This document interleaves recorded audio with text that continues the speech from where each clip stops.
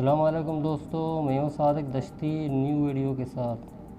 دوستوں، آج میں آپ لوگوں کو بلوچ قوم کی بہادری اور بلوچ قوم مسقط میں کس طرح سے آباد ہوئے اس کے بارے میں بتاتا ہوں۔ چلو شروع کرتے ہیں دوستوں۔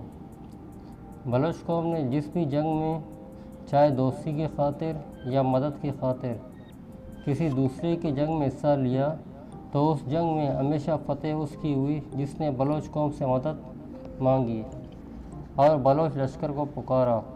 احمد شاہ ابدالی نے مراٹھاؤں اور سکھوں کے ساتھ جو جنگ لڑی، اس میں جو بلوچ لشکر اور امیر بلوچستان میر نوری نصیر خان سے مدد مانگی اور دونوں جنگوں میں فتح حاصل کی۔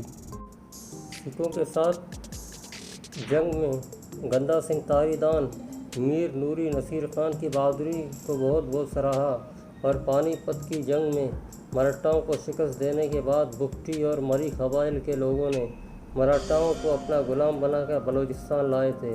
آج بھی مراٹھاؤں کا نام کا قبیلہ بگٹی علاقے میں موجود ہے، جو مسلمان ہو گئے تھے اور بلوچ میں سم گئے اور خود کو مراٹھا بگٹی کہتے ہیں۔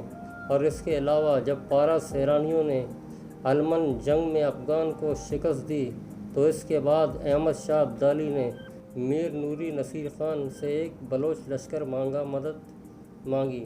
تب میر نوری نصیر خان نے علمن جنگ لڑنے سے انکار کیا اور کہا، اس بار بلوچ اکیلے جنگ میں لڑیں گے کیونکہ ہم ہارے ہوئے لشکر کے ساتھ میدان میں نہیں اترتے۔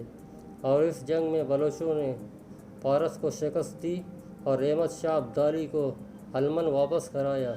اس کے بدلے احمد شاہ ابدالی نے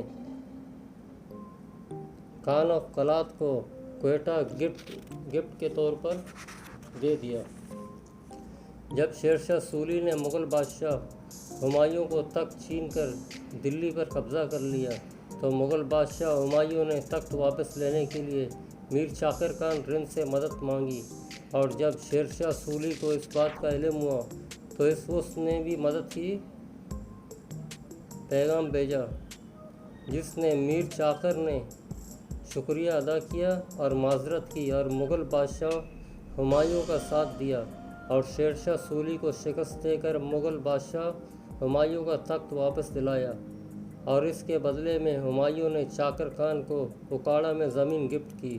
جب ملتان کے سلطان لنگا سے جنوبی پنجاب کے علاقے سنبھالے نہیں جا رہے تھے تو اس نے بلوچ سردار میر سوراب خان سے مدد مانگی اور ساتھ دینے اور لنگاؤں کی حکومت کو شیر شاہ اور سکھوں کے حملوں سے بچوانے پر وہ علاقے دیے جو آج ڈیرہ جات کہلاتے ہیں، جو آج بلوچ سرداروں نے اپنے ناموں سے قائم کر کے حکومت کی۔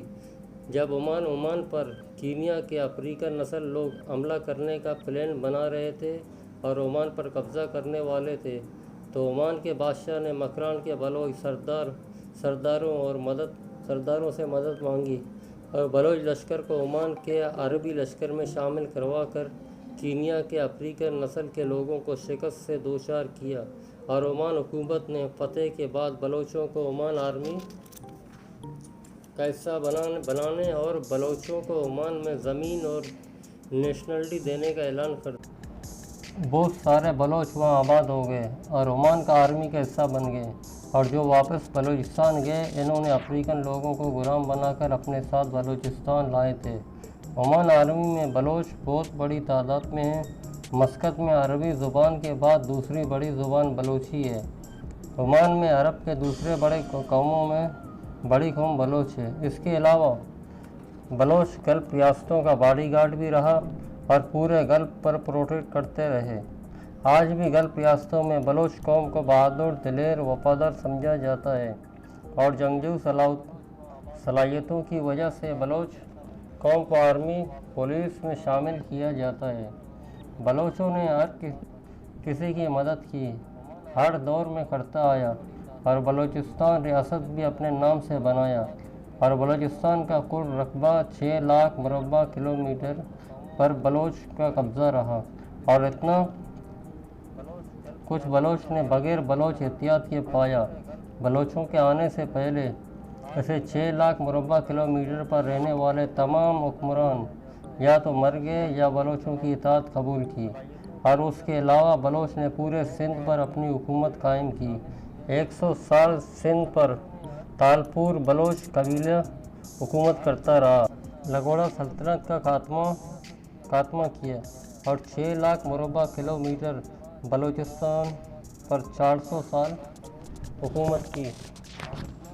پھر برطانیہ آیا، بلوچ کو تقسیم کیا، ڈیوائڈ اینڈ دا رول پر عمل کر کے بلوچ کو کمزور کیا۔ 6 لاکھ مربع کلومیٹر سلطنت کو بڑی چالاکی سے 3 ملکوں میں تقسیم کیا۔ بلوچ نے یہ سب بغیر احتیاط کے پایا۔ اگر بلوچ احتیاط ہوتا تو دیداللہ شاہ جنگ نہ ہوتی تو بلوچ 6 لاکھ مربع کلومیٹر پر حکمرانی نہیں کرتا بلکہ پوری دنیا پر حکومت کر سکتا تھا۔